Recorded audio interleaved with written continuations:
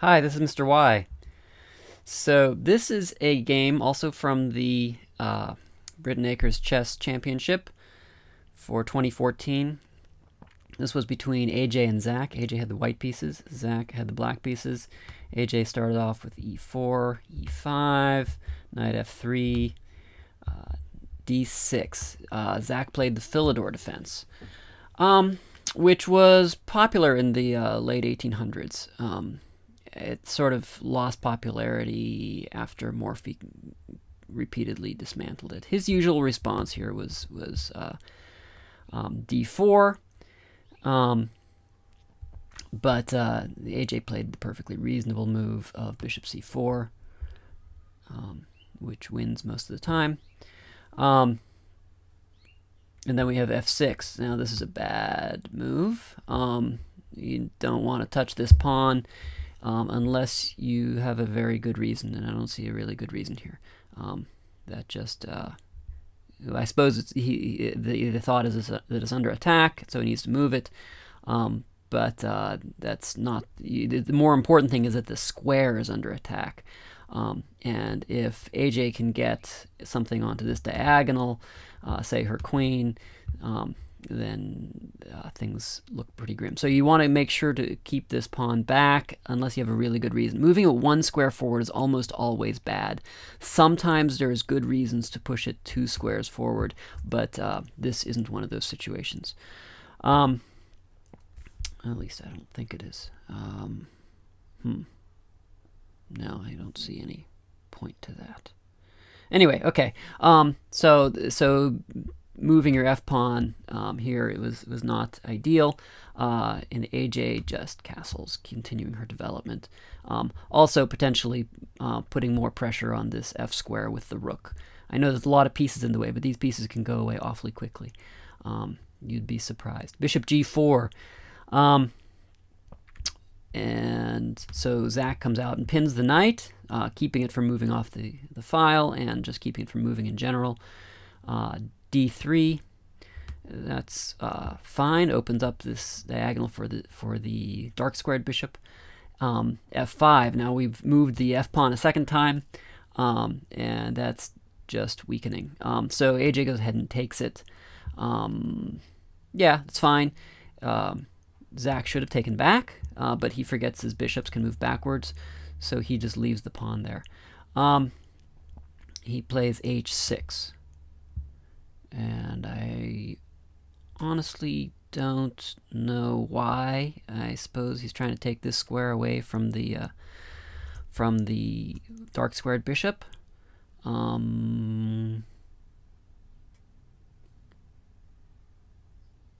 I mean, it's not really an issue. Well, okay. Kingside pawn structure is gone already at this point. There's nothing to castle behind. If you're going to castle, you're going to have to castle queenside, which is always harder because you have to move the queen out of the way in addition to the other pieces. Knight c3. AJ continues to develop her pieces. Bishop e7. Again, stopping any bishop from coming in here, I suppose. Or maybe he's planning to bring the bishop. Yeah, he's planning to bring the bishop here. Bishop e3. Bishop g5, that's what he does. So now we've got these bishops in tension. AJ's hoping that Zach will take this bishop, because if he does, then she'll retake with the pawn, opening up again this rook coming down here. Well, there's still going to be another pawn there and another knight to deal with, but we'll see. We'll see. Bishop d5. Where is d5? d5 here. Okay, I didn't like this move too terribly much. It's attacking this pawn, which I suppose is also attacking this rook. So Zach defends it by doing this. Perhaps bringing out the knight would have been better, because, well, that's defended already. But he brings out the pawn. Didn't want to exchange off the knight. Bishop c4. So AJ has to retreat. He pushes again. That weakens this pawn. Okay, well, all right. So she pushes, backs up again. Now this pawn is hanging, right? The knight's attacking it. AJ plays e4. Oh no, Zach plays e4, so he defends that pawn. D takes e. D takes e, and that's attacking the knight here, which is good because the knight is pinned, right? But AJ has a nifty tactic. She can unpin the knight by taking the queen. King takes queen, and now the knight is free. So the knight doesn't get captured by that pesky pin. Now she's also got something else going on here. I don't know if you noticed, but she's forking this bishop, which is hanging, and the fork of the rook and the king. So she's either going to win the bishop or the rook, it looks like. Zach makes a good move. Well, wait a minute. What does he make? Bishop takes e3. Right. Okay. First he takes this bishop. Yeah, that's fine. And then AJ takes back. Bishop h5. The point of this is that it defends the bishop from being attacked, and it also defends that square. So now AJ can't just leap in there. But AJ is very strong at taking advantage of getting rid of pieces. She likes exchanging off pieces to gain control of squares. She wants that square, so she's attacking this bishop here. If he takes, then she just takes, and she wins the rook. So Zach can't just take, so he tries to defend the bishop, but that doesn't matter to AJ. She just takes. So he retakes, and now she's got her fork. And she's won a rook. King e8. She takes the rook. Knight f6. Knight comes back here. AJ brings her knight back out, not wanting it to get trapped in the corner, which is always a danger when you take a rook. So now she's won a whole rook. She is simply winning. Knight g4. Zach goes back there. And rook f to e1. AJ's centralizing her rooks, lining up the rook against the opposing king. Knight a6. So Zach is trying to develop his knight. I don't like this particular move. That's all right. I mean, you are losing already. I probably would have played knight d7, but I suppose it's all the same. All right. So he plays knight a6, rook a to d1. So she's got both her rooks coming up the center. Also, this has the additional advantage of preventing the castle. So now this king is stuck in the center of the board with another rook bearing down on it.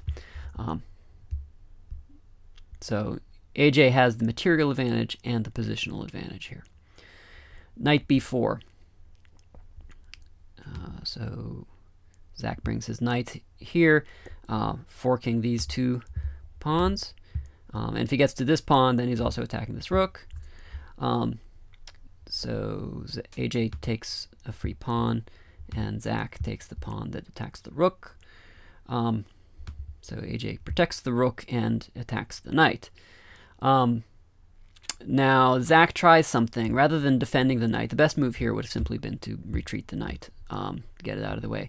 But he tries to do something, get an in-betweener move here with a Zwischenzug. So this idea here is that, well, because this knight is holding this square, this king is trapped should the rook come down, right? So we have potential checkmate here. So that's Zach's idea. So AJ can't take this rook, this knight. So yeah, that's exactly what happens, right? So if AJ does that, then she loses, checkmate. But AJ's not going to do that. She's going to take the rook. So she exchanges off the material, defeats the intermediate move, and gains a tempo. I don't know if you noticed that. She gains a tempo. So now she has time to take the knight. So now she's even more material ahead. So Zach takes the remaining hanging pawn and attacks the rook. Rook d2, check. King e8. f6, g takes f6, knight takes f6, check. Now this is an uncharacteristic mistake by AJ. She takes this pawn. Better would have been to go here. Then you'll notice this is a really interesting position. This knight over here is controlling these two squares, and this knight over here is controlling these two squares. So the king has to move onto this file here where the rook already is. So now you get a free move with the knight. The downside of making the move with that she made, which was taking this pawn, is that now Zach has a king fork, which is something you don't see very often. So he's attacking both these knights. She can't defend them both. Rook d6, she tries to defend one. King takes, and then, well, that was a mistake, obviously. What Zach should have done was gone knight f5,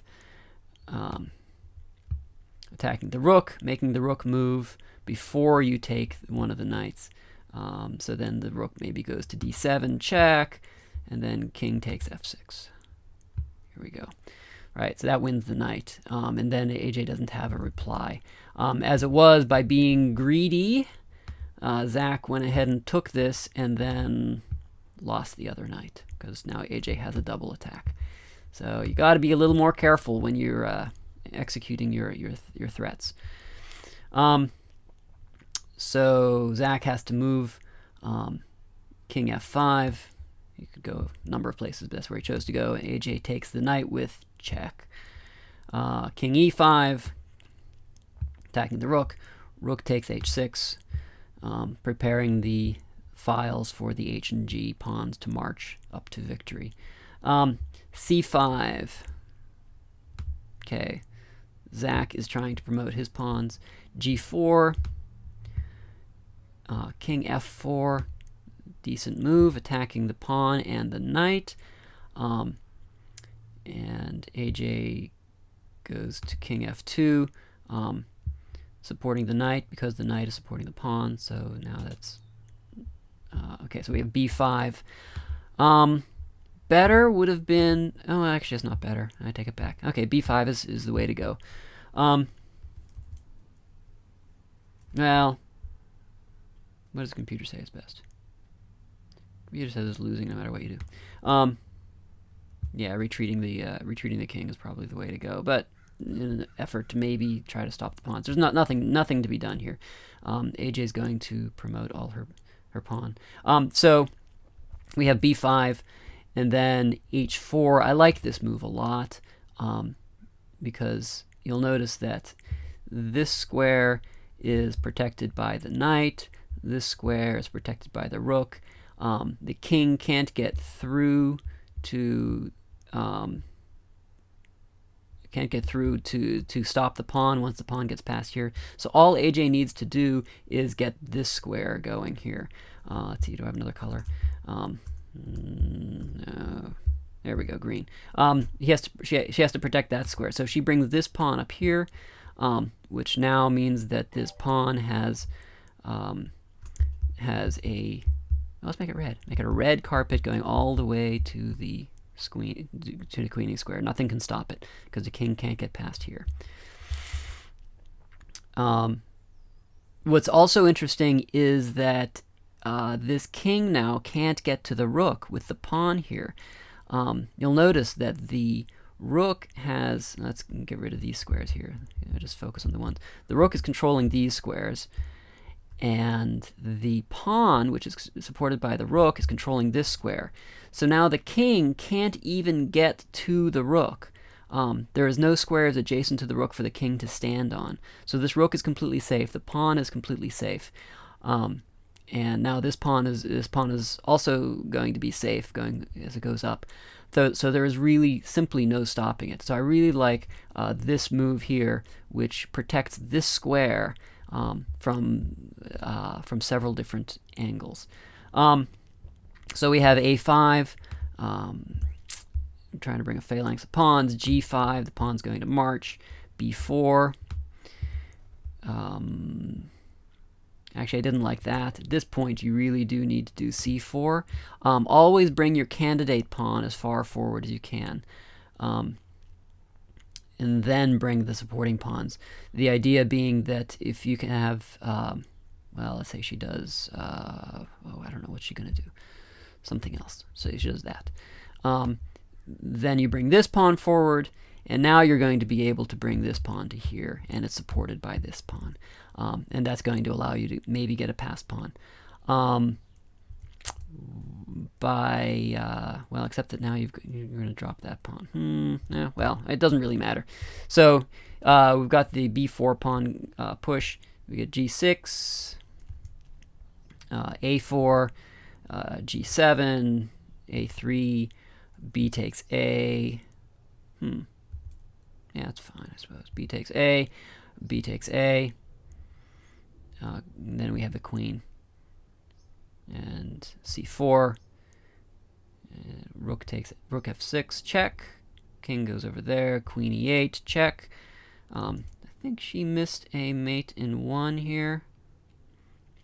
Let's go back 1. Yeah, here she missed a mate in 1. Queen d5 would have been checkmate. That's an interesting mate. Middle of the board. Check all checks. All right, so but it doesn't really matter. Really doesn't matter at this point. If you see a way to a win, AJ played this really nicely, actually. You know, this queen move here, that's nice because that takes care of all these squares. She's just working on her mating net, and the rook's coming down here. We've got the knight coming in there. It's good. It's good. There's just very few moves for Zach to make. He makes one of the few moves he can. Then we have queen c2 check. King goes down there, and we have checkmate. Nice, efficient play from AJ at the end.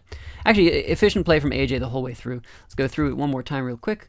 I've already been talking for 16 minutes. Holy cow. This was a simple game. I was going to just go over it real quickly. So, yeah, we have this weird opening from Zach. Not liking the f-pawn move. What's better than moving the f-pawn here? Bishop g4. Yeah, just get going with your pieces. Get your pieces out. That's the whole point of moving this pawn here, which is kind of weird to begin with. It supports this and opens up for the bishop. So don't start pushing more pawns. So what does AJ do? She castles. We have that an additional pawn push from Zach. And then AJ gets her tactics in gear. Well, actually not yet. She first makes a little weak move there. Now she gets her tactics in gear. Gets her knight out, forking the fork. Bishops exchanged, defending the square, exchanging off bishops, winning the rook. Game over. And we have the rooks coming into the middle. Zach has an idea, and this is a mistake. Didn't like this move at all. With a good idea, but it simply loses a knight. And AJ takes... oh, this is a mistake here from AJ. Potential loses a knight, but Zach doesn't execute properly and ends up only exchanging knights. And then we have the pawn push up to making a queen. Missing a mate in 1, but that's okay because she has checkmate in her sights. All right, good game. Nice, efficient win from AJ. I always like to see things. Well, you know, once you got the advantage back here, you know, first you played this really nice tactic, unpinning, forking, exchanging off defenders. That's just a simple removal of the defender, and then you go in for the fork, winning the rook. At this point, it is a won game. And then from there, you know, you have, okay, so you win the tactic, which is good. Then, in addition to that, everything after this was pretty much perfect efficiency. You know, there was some little bobbles here with the potentially losing the knight, but then, you know, with your another little tactic, you gain back the knight. All right, so that is where we are. Good game. We'll see you for round 2. Keep playing chess. Bye-bye.